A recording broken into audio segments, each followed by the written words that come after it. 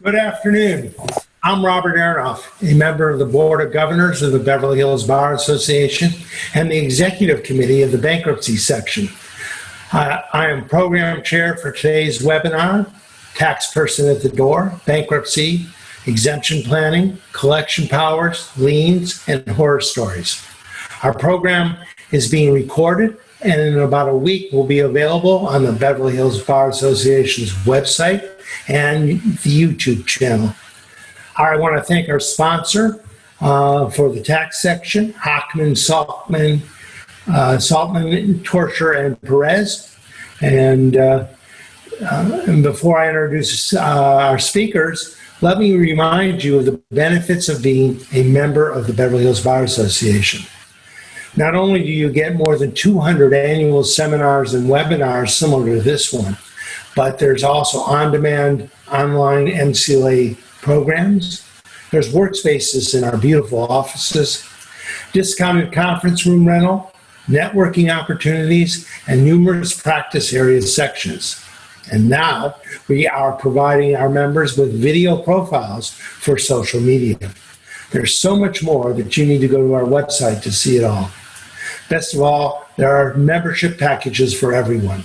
Law students and attorneys in their first 3 years of practice are free. After that, packages cost as little as $20 a month. Now we have a slide projection today that our speakers worked very hard to prepare. It's detailed, to which they will be referring, but it contains citations and much more information than they are going to have time to tell you about today. They will be moving quickly through it. You were sent with the confirmation for this program, a link to get your copy of the slide deck. The link can also be found in the chat section feature if you click on the bottom of your screen. You might want to follow along and take notes in your own copy. So now let me tell you a little bit about our speakers. To tell you all of their qualifications and accomplishments would leave little time for them to speak. The materials you have that you were sent have much more detail on each of them. Our first speaker is Jolene Tanner. She is an assistant United States attorney at the United States Attorney's Office, Tax Division in Los Angeles, California, where she primarily handles bankruptcy tax litigation in the Central District of California and the Superior Court. Ms. Tanner also serves as the office's criminal bankruptcy fraud referral coordinator. She is frequently sought after as a bankruptcy tax expert to present at bar events and trainings across the country. Prior to joining the U.S. Attorney's Office, Ms. Tanner was a judicial law clerk for the Honorable Mark D. Hooley and the Honorable Deborah J. Saltzman. Ms. Tanner was Judge Hooley's law clerk when he sat pro tem on the Ninth Circuit Bankruptcy Appellate Panel. Ms. Tanner externed for Honorable Sherry Buban, and her law review article, Stern versus Marshall, the earthquake that hit the bankruptcy courts and the aftershocks that followed, has been cited in multiple publications, including amicus curiae briefs in the Ninth Circuit and the Supreme Court. Ms. Tanner is a certified specialist in bankruptcy law by the California Board of Legal Specialization And in her spare time, she enjoys hiking, biking, and skiing, and won her iPad that I think she's using today on a radio call-in show. Scott Bovitz is a bankruptcy litigator in Los Angeles and a certified specialist in bankruptcy business law by the American Board of Certification and the State Bar of California legal specialization. He has formally chaired both organizations. He has a AV preeminent rating by Martindale-Hubbell and is selected every year as a Southern California super lawyer in bankruptcy and creditor-debtor rights. Scott is the coordinating editor of the American Bankruptcy Institute Journal, and in his spare time is an accomplished photographer, composer, and music producer. Scott tells me he was awarded numerous medals for transcribing Morse code, and that he spent this past weekend in the Mojave Desert with almost 1,000 other enthusiasts of the dots and dashes. Stephen Walker is an attorney at the law offices of Stephen L. Walker, a boutique law firm in San Jose, California, specializing in tax controversy and litigation and bankruptcy tax matters. He received his BSEE degree from the University of California at Davis and his JD degree and LLM degree in taxation from the McGeorge School of Law. Mr. Walker is a fellow of the American College of Tax Counsel and a certified taxation law specialist of the State Bar of California. He is a past chair of the taxation section and the State Bar of California, now the California Lawyers Association. Mr. Walker is an adjunct professor of law at the University of San Francisco School of Law in their LLM taxation program, where he teaches bankruptcy tax and civil and criminal tax penalties. He worked at the California Franchise Tax Board and is a former attorney at the IRS Office of the Chief Counsel. Mr. Walker is a frequent writer and speaker on tax controversy and litigation, and he spends much of his free time playing guitar and is the proud owner of a Gibson Les Paul and a Martin acoustic guitar. Dennis Brager is a California State Bar certified tax specialist and a former senior trial attorney for the Internal Revenue Service's Office of Chief Counsel. In addition to representing the IRS in court, he has advised the service on complex civil and criminal tax issues. Mr. Brager now has his own 5-attorney firm in Westwood. Mr. Brager is a frequent speaker and author and is consistently named as a super lawyer in the field of taxation litigation and in the field of tax litigation. Mr. Brager has appeared as a tax expert on television and has been cited in more than 20 publications. Dennis is an instructor at the Golden Gate University Masters in Taxation program and a guest speaker at the University of Southern California.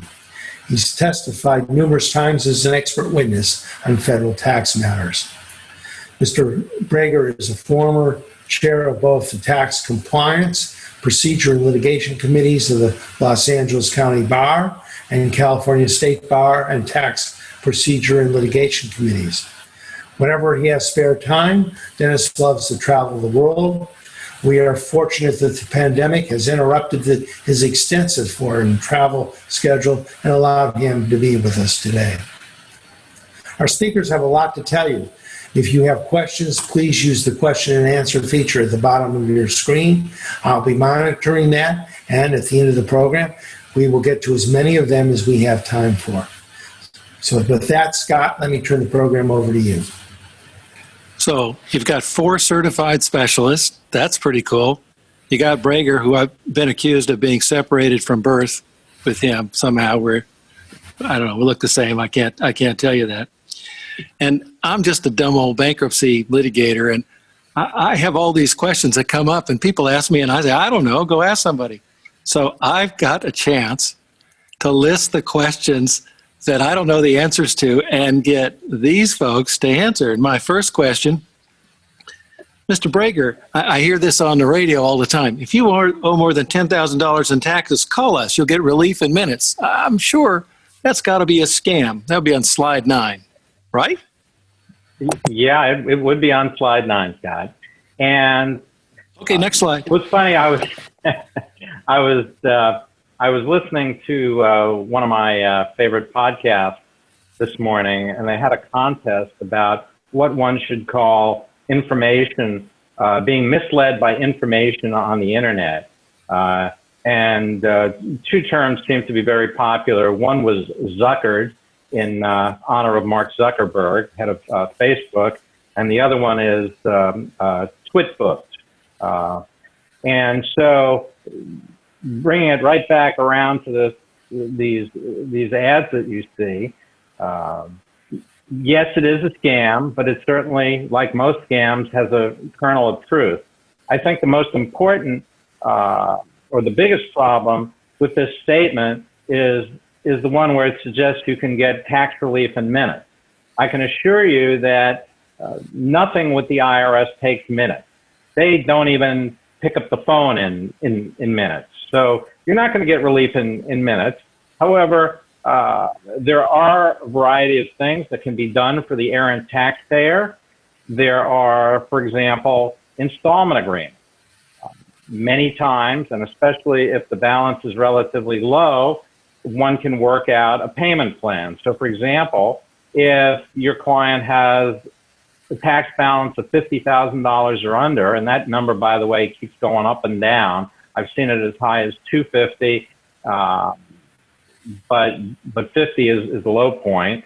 If your client has a tax balance under $50,000, they can call the IRS, no financial statements needed, and generally speaking, can get a 72 or even an 84-month agreement to get rid of that liability. As the balances go up, as you start talking about entities, as you start talking about payroll tax liabilities, it gets a bit more complicated. Financial statements are necessary, detailed financial statements, which generally the IRS requires proof of many of the items that you put on the financial statement. Finally, there's offers and compromise. This is another ad that you hear, settle your case for pennies on the dollar. And, you know, this relief does exist. It's just that it doesn't exist if you have enough money or are likely to have enough money to pay the taxes. But every taxpayer who's considering bankruptcy, and I realize this may be anathema to all the bankruptcy lawyers I'm speaking to, but every taxpayer who's considering bankruptcy as a solution to primarily a solution to their tax problems should first at least consider an offer in compromise. If for no other reason, there's no hit to the credit profile, there's no embarrassing public filing, and it gets rid of certain taxes, which we'll talk about later, that you can't get rid of in a bankruptcy. So I think that's what I wanted to say about this slide. So slide 11. All right, Walker, do you ever get a call from someone who says, I've got a failing business and I'm just going to move some stuff around? Sometimes I do, yeah. And so I think Dennis was going to help me on this slide, but the issue is a fraudulent transfer, and the IRS and the FTB know about a fraudulent transfer and can go after the person who ends up getting the property. It can come up as an individual. It can come up as also as an estate issue. People are always trying to plan by moving stuff around. Tanner, that gets you all excited, right? The tax, she's the collection arm, okay? You hear her in court, the tax man wants a couple of bucks. Brager, do you have something to say on slide 11? Yeah, I mean, I think that one of the most important things you can tell your clients is they're going to need to be transparent. If they're transparent, what they do may or may not work, but at least they're not looking at Jolene's colleagues in the criminal division of the Department of Justice. You know, I always worry. You know, clients will in a first meeting while I'm trying to figure out what to do for somebody who's way behind, I asked them, well, tell me about your assets. Do you own anything of value? And sometimes they'll say to me something along the lines of, no, not in my name. And I go, what does that mean, not in your name? And you find out that, they've transferred, their home, their business to their son, their brother-in-law, you name it. And obviously in the tax context, as well as of course the bankruptcy context, one has to be careful that the client is telling you everything about their business, their financial statements. Let's skip. We missed slide 11, Bob Aronoff, but let's go to slide 12 because I have a question for Tanner. Is there a friendly IRS nowadays that'll give me a booklet or something that will help me understand some tax stuff? Why, yes, Scott. There's a lot of information on the IRS website. One of that is Publication 908, which will tell you everything you could ever hope to want to know about taxation in bankruptcy, or at least it's a pretty good introduction to taxation in bankruptcy. And it breaks it out to different chapters, 7, 11, 13, and taxation of the bankruptcy estate versus the individual. It's a very helpful resource. So every page you turn it, it says the IRS wins. Next page, the IRS wins. Next page, the IRS will share with the FTB, right? Not quite. I'll say one thing about that. I'll say one thing about the publication. I think it's really good. It's if you're not too sure about the rules about taxation and bankruptcy, it's an excellent because it tells you the basic rules. Like, for example, as a bankruptcy lawyer, you ought to know who files the tax return, and the manual does a good job. 7 and 11, there's a 1041 that has to get filed and a 1040. If it's a 13, the debtor just files the 1040. Hey, what about a corporation or a partnership? The trustee files the return. But as the bankruptcy lawyer, you ought to have a basic idea as who files what so that you don't miss a return. And I like the bankruptcy tax guide. I give it to my students to read because it tells you that it gives you a tool to talk to the accountant. You got to love a student who wants to read that. It's actually good stuff. It really is. And it's broken down in a way that even a plain old bankruptcy person can kind of understand it. Let's look at slide 13. We're on it. 363 sales in a bankruptcy, particularly in Chapter 11, you can have sales before a Chapter 11 plan. That's not the way it used to be, but it's very common now. And you could have sales in a plan itself. You can provide for disposition of assets and business and otherwise. And there are some slight consequences in a plan. You get the benefit that you're not going to have to pay a stamp tax or similar tax. I don't know what a stamp tax is, but I'm sure it's something important and you're going to save it on that. But if there's a disposition, there's a tax? That doesn't make any sense. Tanner, you're telling me that you sell property in a bankruptcy case, there's a tax?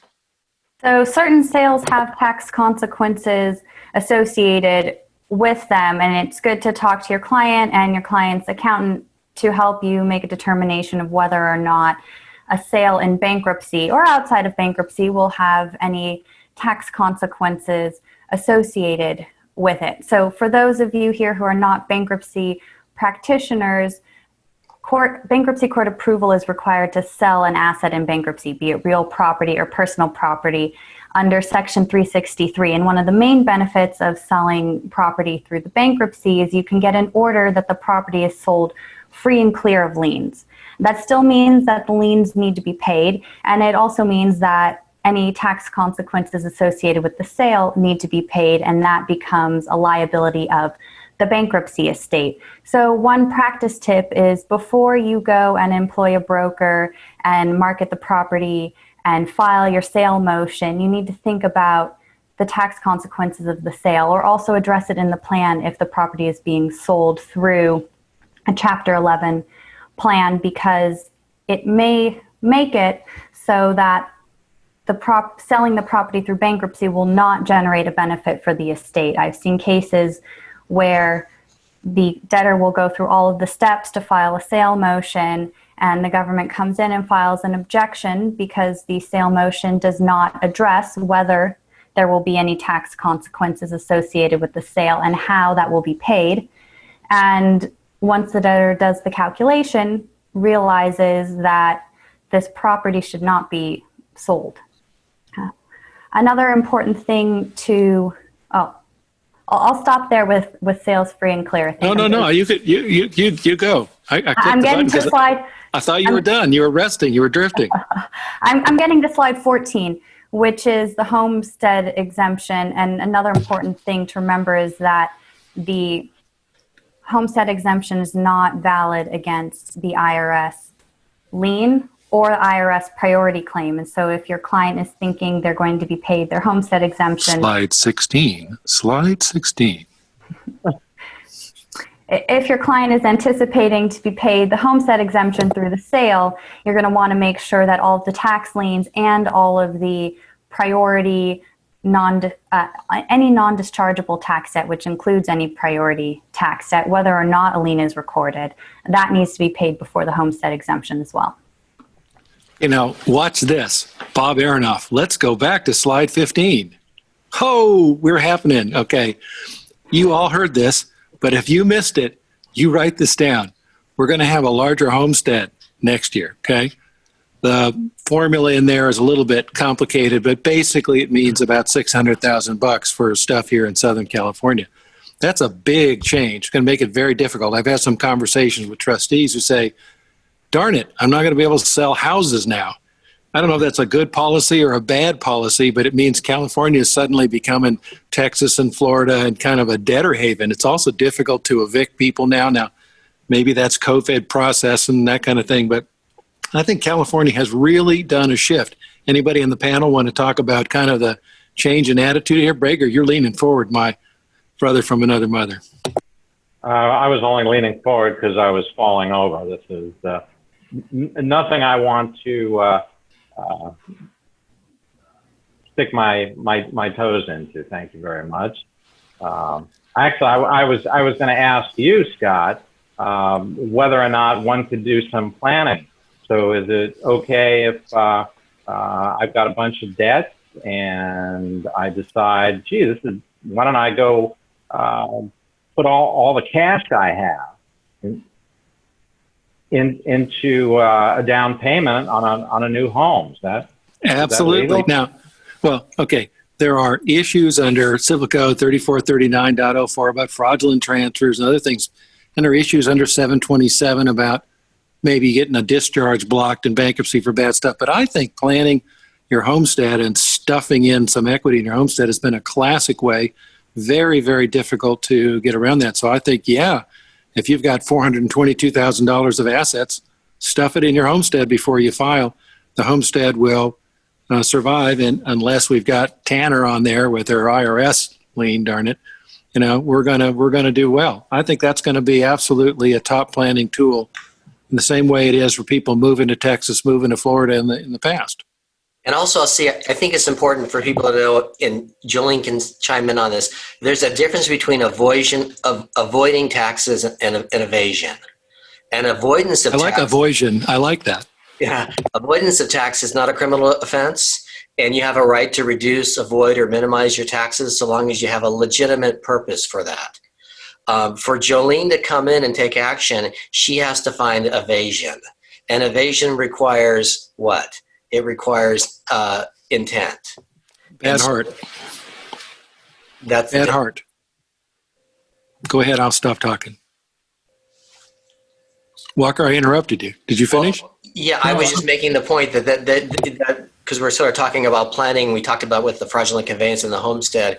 There, as long as what you're doing has a legitimate business purpose, then you should be okay. But if you're crossing the line and you're concealing assets or you're reshaping things or events that to make them appear as to something that they're not, then you have an issue inside bankruptcy and also outside with the service.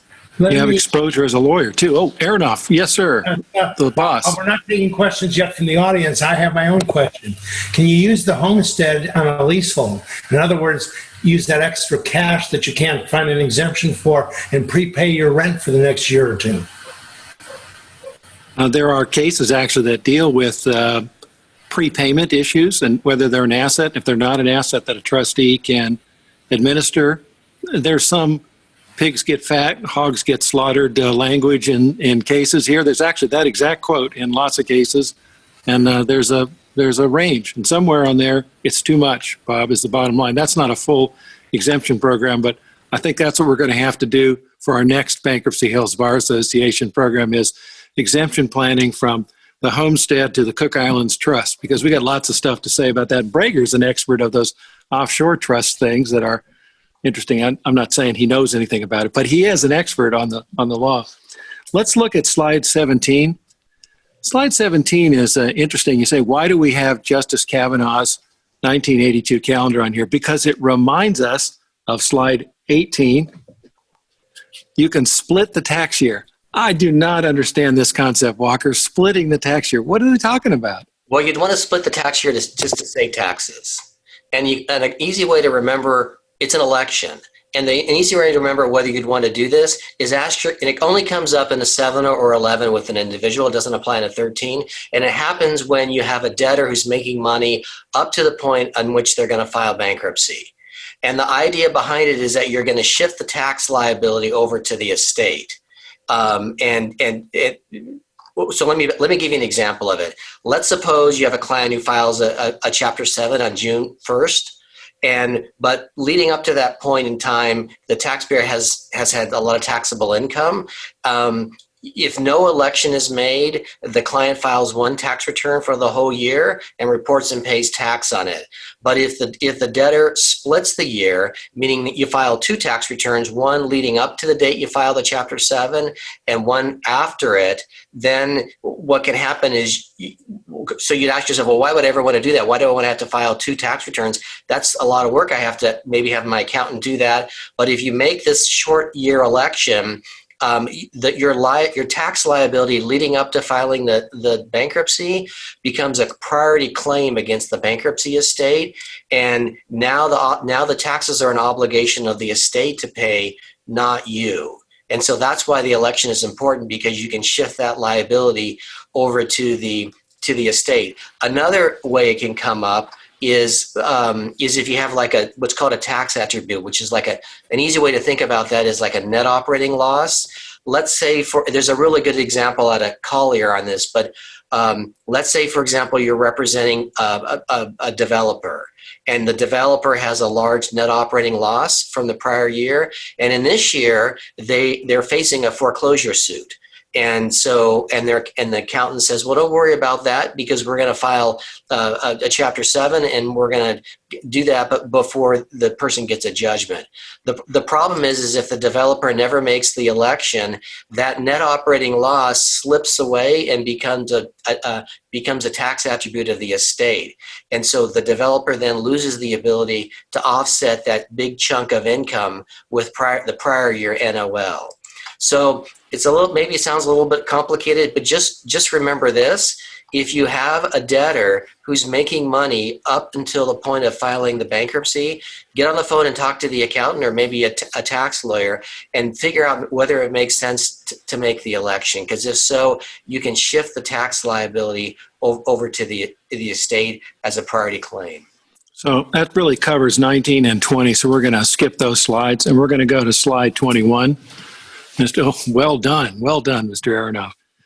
So sometimes there's a question of filing bankruptcy, and I think a lot of debtors come in to see their lawyer, they file their paperwork, and it's done. But maybe it's important to think about timing. Maybe it's important, right, Brager? Yeah, it is, and I think we're going to talk about all the timing rules in a moment or so. I think somebody was planning on doing that, But one of the parts of this is that you can't get rid of taxes unless they're old enough, and you can't get rid of taxes unless you filed a tax return. That's one of the basics. And so the question arises as to what is a tax return. And we used to think we sort of knew the answer to this question. There was a so-called beard test, and no relationship to my beard or Scott's beard, but this was a person by the name of Beard, and there was a case, strangely enough, called Commissioner versus Beard. And in that case, the United States Tax Court set up a test for what is the definition of a return. And you would think it's pretty easy. Well, you send in your 1040 or 1120, you got a return. And if that's the case, yes, that's probably true. But the tax court came up with a 4-part test, which was later adopted by the bankruptcy courts. And first of all, the document must purport to be a return. It must be signed under the penalty of perjury, because sometimes you'll have people cross out the jurat before they sign a return. It must contain sufficient information to allow the tax to be calculated. Not that it has to be calculated correctly, but it must have enough numbers on it that you can come up with a bottom line tax. So again, sometimes you'll see, and this is with so-called tax protesters who will fill in a tax return and put, Fifth Amendment, or doesn't apply, or not applicable on almost every line. And it must represent an honest and reasonable attempt to satisfy the requirements of the tax law. And this is really the one that gets focused on under the so-called Beard test. And generally speaking, the courts have held that if you file a return before the IRS gets around to filing one for you, the so-called SFR, or substitute for return, then you have made an honest and reasonable attempt to satisfy the requirements of the law. When the IRS does an SFR and comes up with its own numbers, and then a year or two later, you sort of get around to the idea of, well, maybe I'll file a tax return, the courts have generally said that's not an honest and reasonable attempt to comply with the tax law. And so we were doing just fine until the bankruptcy law was amended in 2004. And there's this infamous hanging paragraph. The infamous hanging paragraph there at the bottom of slide 22. And it defines a return to mean one that satisfies the requirement of applicable bankruptcy law, i.e. tax law. And the parenthetical, which in my view is even more infamous, is the phrase applicable filing requirements. And there have been some courts, including the Fifth Circuit in a case called McCoy, which have said that, well, applicable filing requirements mean that you have to file by the due date.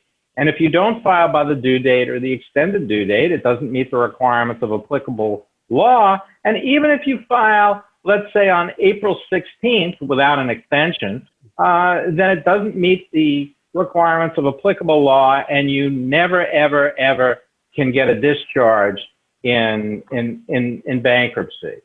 And the courts are not in agreement on this. If you want to pull up the Smith slide, Bob, which is the next slide, I believe. This is the slide 23. Oh, I'm sorry. Yeah, slide 23. And so this is a Ninth Circuit case, the 2016 case. The court reaffirmed the Beard test, but I think that some people are sort of making more out of this case than it is. I mean, it didn't discuss the hanging paragraph. It just sort of said, we still like the Beard test, and we're going to stick to it. And on the facts, the court really didn't need to go beyond the Beard test because the person had filed like 7 years after it was due, and the court had no trouble concluding that this was not an honest and reasonable attempt to satisfy the law. Two very minor points, maybe not so minor, before I leave this topic, which is that the IRS, and Jolene, you'll correct me if I'm wrong, the IRS doesn't argue this McCoy or hanging paragraph test. They're pretty happy with the Beard test, and I've only seen this come up in state tax cases, which, by the way, McCoy was a Mississippi state tax case. Wait a minute. This is the time for Tanner to say she's not speaking on behalf of the IRS. Thank you, Scott. Just a PSA, anything I say is my own personal view and not representative of the views of the United States of America, Department of Justice, or the Internal Revenue Service. By the way, you work for me. I pay my taxes. So, Walker, forget what you were going to say on that. And I just want to make a salute to John Tedford, who might be on this, who wrote a really excellent article in September edition of the American Bankruptcy Institute Journal on what's a return. He is a bankruptcy wonk like all of us, and I thank him for that. I'm going to skip ahead to slide 26 for just 1 minute. Slide 26 says basically, if you've got a plan of reorganization and you say, I'm going to give the shaftola to Tanner's client, the IRS, and the IRS doesn't respond, you think, well, I got a plan, it's confirmed, creditors are bound. But apparently that's not good enough. I have to have some sort of adversary proceeding or something or another. And so Tanner won't find that to be satisfactory. And that's just a reference to a 2020 case that reminds us to do that. Okay. Slide 27. Man, we were just whipping along. I put Aronoff to sleep there. I hope he's still with us. Okay. Somehow, debtors' counsel don't really know about taxes. They ask the debtor, do you owe any taxes? Debtor says, I don't think so. But Tanner, isn't it easy to find out? It is. It's very easy. Your client can request an account transcript on irs.gov. For most taxpayers, they can just receive it electronically or it can be mailed to their house. If you would like to request a transcript on behalf of your client, then you'll need a power of attorney, which Dennis will talk about the two different types later in this session. But it's very important to get the information that's on the tax account transcript because of the tolling provisions. The tolling provisions are found in the hanging paragraph under 507A8. It is not often talked about. Another hanging paragraph. Another hanging paragraph. Usually we talk about the hanging paragraph under 523A, but here it's the hanging paragraph under 507A8. And it's very important to determine whether there have been any events that have tolled the statute and then properly calculate the tolling because it can affect what periods are discharged in bankruptcy and what periods are entitled to priority treatment under 507A8 and can affect when your client should be filing bankruptcy. So how do you determine whether there's been a tolling event? Prior bankruptcy, you can check on PACER. You can also see a bankruptcy entry on the account transcript. And I think Stephen's going to talk a little bit more about how to calculate the tolling. Right. You never know wait. You're never going to know what we're actually going to talk about because you guys just wander off into the tax world. So when you refer to something that we're going to talk about later, don't promise them that because it might be in the slides, that's for sure. Walker, go ahead for your 15-second summary. I just wanted to add, the whole point of the account transcripts is to figure out whether the taxes are discharged. And the transcript has codes on it, and you want to look for an offer and compromise, and there's a code for that, or an appeal of a collection due process hearing. There's also a code for that. 27, Bob. Go, Walker. Or there's also a code for the bankruptcy. And there's two ways to calculate the tolling. You can do it on an Excel worksheet. There's also commercial software you can buy, but I'm not 100% sure if it's always accurate, but I know some people use the commercial software to calculate it. Well, that's a relief when somebody says they mucked it up. Hey, one of the great things about having Tanner on the program is sometimes you got to litigate with the tax man, right? And if you're litigating with the tax man, well, tax person, tax woman, we changed that around about 10 times on this thing. There are some things that you started thinking about. And like 1, 2, 3, you'd like the digits on your hand, slide 28. You said, Bovitz, in order to litigate, you got to think about proper service, justiciable controversy. I can't even say that. Anti-Injunction Act, Declaratory Relief Act, sovereign immunity, exhaustion of administrative remedies. Whoa, what are you talking about? Slide 29, Bob. So the first thing, to most efficiently resolve any tax dispute, you need to serve the government properly. And for any adversary proceeding or contested matter, that means you have to serve 3 addresses. These addresses are not a secret. They are for Central District of California, they are in the Court Manual Appendix D, Rule 2.0, and they should be listed later on in the materials. But you need to serve the agency, you need to serve the U.S. Attorney's Office in the district in which the matter is pending, and you need to serve the Attorney General. And the court does not have jurisdiction over the dispute unless there is proper service. So it is very important that all 3 addresses get served. So it's actually there, but you got to dig around in 5 different places. So we've got it. We listed it for you, slide 29 and 30. But of course, when Tanner shows up in the case, she does a request for electronic filing. I'm done. All I have to do to sue the government is send notice to you, right? Incorrect. I have no magical powers to waive the service requirements under Federal Rule of Bankruptcy Procedure 7004. So even if myself or anyone else from my office is receiving electronic notice in the case, you still need to serve all 3 addresses with adversary proceedings and contested matters. Okay, slide 31, justiciable controversy. I'm going to practice that word like, the Greek on the beach with the stones in the mouth. But this is definitely a Walker, Tanner, Wonk discussion here. What are we talking about? Article 3, I know that. I could say Article 3 of the Constitution, which limits the powers of the federal courts to actual cases or controversies. But what are you talking about, Tanner? So that's exactly right, Scott. There must be an actual controversy for the court to adjudicate. You can't go into bankruptcy court and ask for a comfort order. So the way we see this come up very frequently is a request to determine a certain tax year is dischargeable because it was not a fraudulent return under 523A1C. Well, you have no controversy. The IRS hasn't asserted that that tax year is non-dischargeable. The IRS hasn't tried to collect that particular tax year. You're going to be met with an objection that there's no actual controversy. The other common thing that we see is another determination that a request to determine a particular tax year is dischargeable where the return has been filed or was due more than 3 years before the petition date. And that's statutory.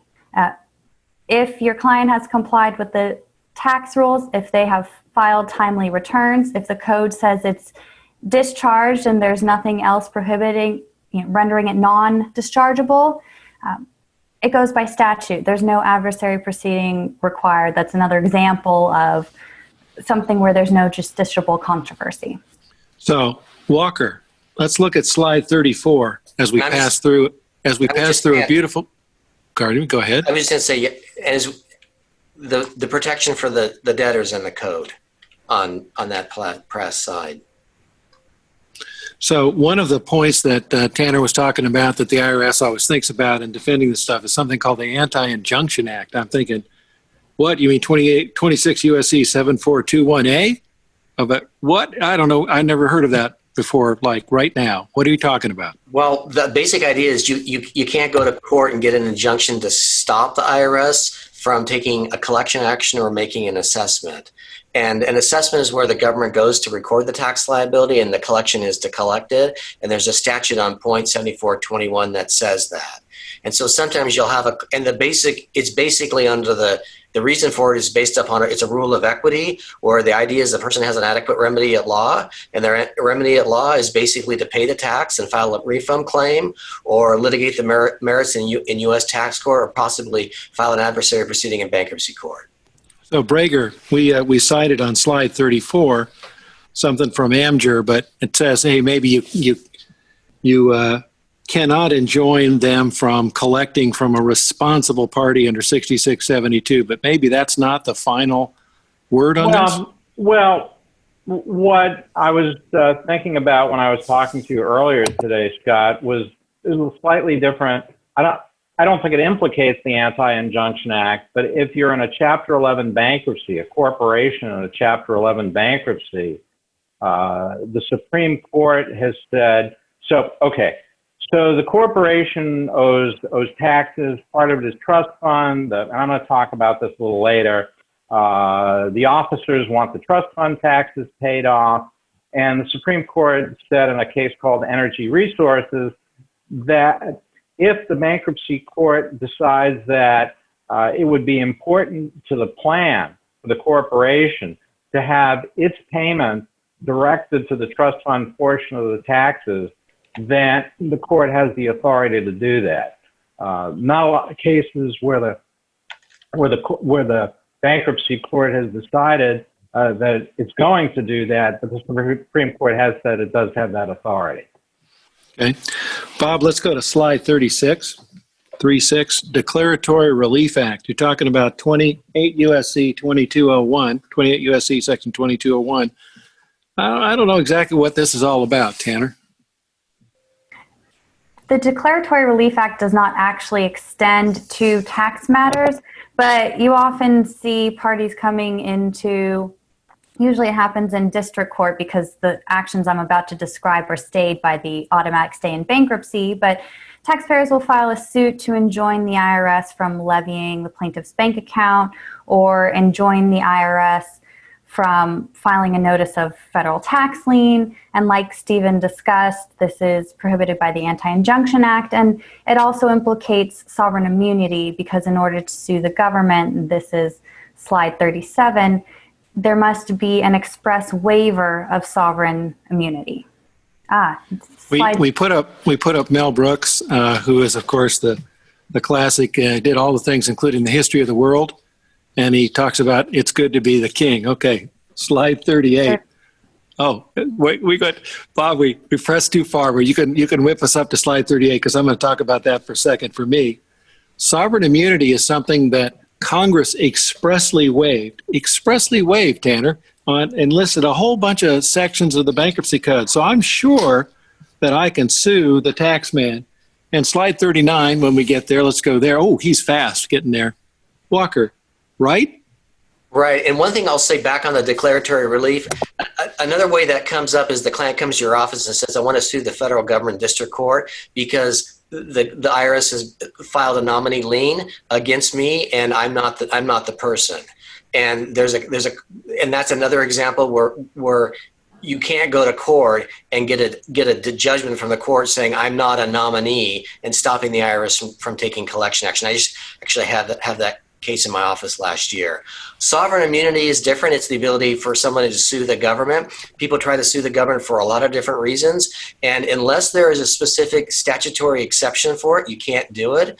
Those statutory exceptions are found in 28 U.S.C. And those are the ones revenue officers typically encounter. An example of that in tax and also bankruptcy is a suit to reduce assessment to judgment and also a suit to quiet title. So, for example, if you have a client where there's a piece of real property, numerous liens on it, including a tax lien, yes, you can sue the government. You can talk to Jolene in court, and you can figure out who owes what on the suit to quiet title. I love the fact that if you sue the IRS, you don't actually sue the IRS; you sue the United States, right? That's kind of like that's another thing. Blocking and tackling federal rules of civil procedure that everybody misses. They sue whatever the agency is that they want to sue. Connection with that's at the bottom of slide 39. Slide 40. That's correct, and that's a very important point because that may also draw an objection and may delay the adjudication of the case. So the proper party in interest is the United States of America. That's your defendant. That's your named party. This is full of little things for like doofus bankruptcy lawyers like me. I don't know. Oh, I got to remember that. Let's skip to slide 41, exhaustion of administrative remedies. What, I have to ask the tax person to do this before I litigate? They're just a creditor. I think this is a Tanner. Correct. And this is in 505 of the code, 505B2. The bankruptcy court may not adjudicate tax liability or they may not determine the right to a refund unless the taxpayer has filed an administrative request for a refund. You must exhaust administrative remedies, and only after the IRS has adjudicated it or has not responded for 120 days may you file the adversary complaint in bankruptcy court. In slide 42, we just remind people that you send your request, but the automatic stay, of course, still applies. It's just there. These slides are great reading material for these little points. Plus, in connection with that, let's talk about slide 43, employment taxes. I don't think I remember what employment taxes are, Brager. Well, that's too bad. We're talking about payroll taxes. So these are the taxes that, in theory, get taken out of every wage earner's check. This is this is the income tax withholding. This is the Social Security tax. So there's two parts to Social Security. There's the employee portion that gets withheld approximately 7.65%, and there's a matching part that the employer pays. And all of the items that are withheld from the employee's paycheck, so again, the income tax, the employee Social Security and Medicare taxes, those are all referred to as trust fund taxes. And those are not dischargeable in a bankruptcy. Now, where it starts getting a little more esoteric is the so-called trust fund recovery penalty. And this is under section 6672. So basically, you know, employers think that, oh, okay, I have a corporation. There's something called a corporate shield, and none of the officers or shareholders of the company could be liable for any of its debts. Well, one exception to that is this 6672 penalty in the Internal Revenue Code, and basically what it says is that if you are a person who is responsible for withholding, collecting, or paying over taxes, and you fail to do so, willfully, then you can become personally liable out of your own pocket for the trust fund portion of the taxes. And the point that we're trying to make here is that these trust fund taxes are simply not dischargeable in a bankruptcy, no matter how long you wait. Now, what is dischargeable is any employer portion of the withholding. I mean, that's not subject to the trust fund tax, but if you're a sole proprietor, let's say, and you incur this liability, the employer portion would be dischargeable under the general tolling provisions that Steve talked about very, very briefly. I will tell you that it may be possible to argue in bankruptcy court that a person is not a responsible officer, that they did not act willfully. It's possible in an appropriate case you could have a adversary proceeding on that topic. And the other little tidbit I'd like to add here is that California sales taxes, they sort of look like one's first reaction might be that's a trust fund tax, but there's a Ninth Circuit BAP case from a number of years ago which says that California sales tax, as opposed to sales tax maybe in some other states, is not a trust liability. It's imposed upon the purchaser of property. Maybe it's an excise tax, maybe it's something else, but it's not a trust fund tax. All right, let's wrap it up with that, and let me summarize something about tax liens for a second. Starting at slide 46 and going through slide 50, taxes, there's an immediate attachment of a lien against assets of a taxpayer under most circumstances. But unless it's recorded, the trustee may be able to avoid a tax lien against certain assets under Section 505. Tanner, give us the 60-second summary of this because, well, Brager's been talking a long time, okay? So I'll just say as a matter of course in bankruptcy where a notice of federal tax lien has not been recorded, so no federal notice of federal tax lien, the IRS will list the liabilities as unsecured. Where a notice of federal tax lien has been recorded, that is when the IRS will list the liabilities as secured. Outside of bankruptcy, when the tax is assessed, a lien arises, statutory lien, and it is valid against all assets of the taxpayer, real property and personal property. It is not valid against certain limited third parties, which are valid security interest holders, mechanics lienors, and judgment lien creditors. And that senior lienors.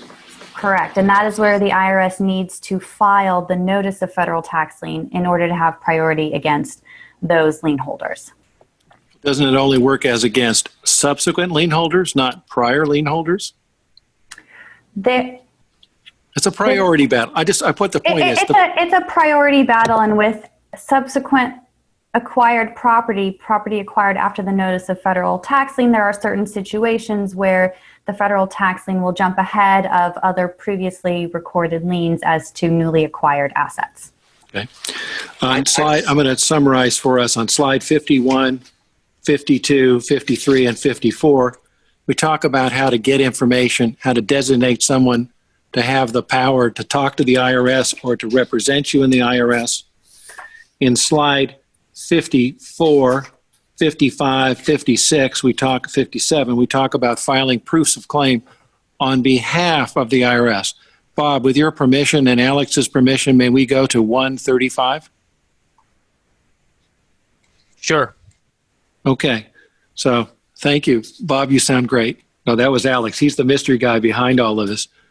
Tanner, why would someone, a debtor, want to file a proof of claim on behalf of your client, the IRS? So it's my experience that when the IRS has received proper notice of a bankruptcy case, the IRS will file a proof of claim. And usually the IRS is the first or second claim on file in a case. If the IRS hasn't filed a proof of claim, you may want to check whether the IRS has received notice of the bankruptcy, and there's some contact information on one of the last slides where you can call centralized insolvency and try to get a claim on file. But I think Stephen was going to address why you might want to file a claim. Go, Walker, go. Yeah, it's just if you want to get paid, if you want to have the debtor creditor paid, you would file a claim. Most of the time, the IRS does file a claim, and the only time it doesn't is if it doesn't get notice. But in the rare case where they haven't gotten notice, you can file a claim to make sure they get paid. Okay, let's go to slide 58. We're in our last 5 minutes here, and we're sort of looking for the last comments from everybody. Brager, talk to us about IRS collection remedies, that first conversation with someone. What are you telling them? What's your big picture advice? Well, I think the most important thing is the IRS's power to levy, which in the common parlance is like a garnishment, and they don't need a judgment. They do need to jump through some hoops, but basically they can send this piece of paper to your client's employer. They can send it to your client's customers if their accounts receivable due, and there's nothing more that a client likes than having his customers get a series of levies from the Internal Revenue Service exposing the fact that he has this huge tax problem, heretofore unknown to the customer. And the most important piece of paper that your client is going to see is something called the Notice of Intent to Levy and Right to Request a Hearing.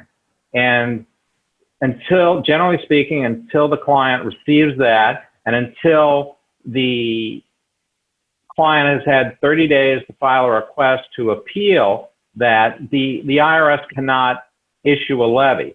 So when that notice comes into the client, the most important thing that can happen is to request a hearing.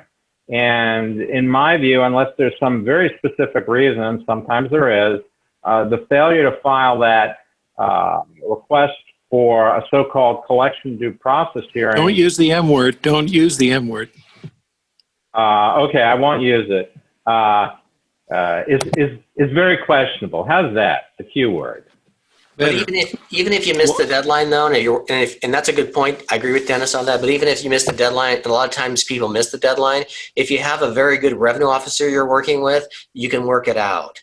You usually only have to go up to a hearing if things aren't going your way with the RO.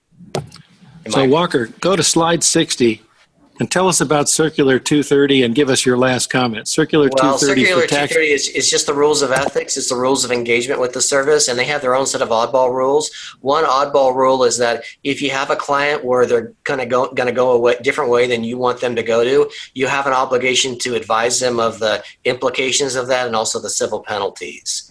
One other point or takeaway point I'll mention, if you're dealing with a business that's going down and things aren't working out for that business, make sure to handle the payroll taxes first, because what can happen is if you file a Chapter 7 for the business and attempt to discharge the payroll taxes, after the after the bankruptcy is over, the revenue officer can institute an investigation against the officers and go after them personally for the trust fund taxes. And that happens often, and a lot of people miss that. So bankruptcy counsel should make sure to get those trust fund taxes paid, maybe before filing bankruptcy, or handle it in bankruptcy. So Tanner, on slide 63, you were kind enough to provide useful resources for our crowd. Now let's skip over Foster. Slide 63. Two more, Bob. Tell us about these useful resources and whatever final thoughts you want to have. So this goes back to what we were discussing at the start of the program. How can you check certain tax information for your client? You can check their withholdings or what their withholdings should be. And this is very important because once the debtor files bankruptcy, they must remain post-petition current on their tax liability. Otherwise, the case is subject to conversion or dismissal. And Stephen had a very good tip. Practitioners setting a reminder on their own calendars to follow up with their client to make sure that they are making their estimated tax payments, making their payroll deposits if applicable, filing their tax returns timely, because the last thing you want is in month 58 of your Chapter 13 plan or your Chapter 11 plan for the case to be dismissed because the debtor is not in post-petition compliance. Well, that'd be bad. So, Bob Aronoff, you're the team leader here, and we're at the end of the program. So if you have any final words, thank you to the Beverly Hills Bar Association, to Mr. Brager, Mr. Walker, Ms. Tanner, and you. Carry on. Bob, you're on mute. It's a classic Zoom move, isn't it? Okay, thank you. On behalf of the Beverly Hills Bar Association, I want to thank all of our speakers for their time in preparing in this very informative and interesting program. I also want to thank our sponsor, Hockman, Salzman, Torture, and Perez. And I'm sorry we didn't get time to answer all of your questions, but our speakers will be happy to respond to your emails or calls. Their contact information is in the materials. And you will get your MCLE certificate by email in about a week. And that concludes our program.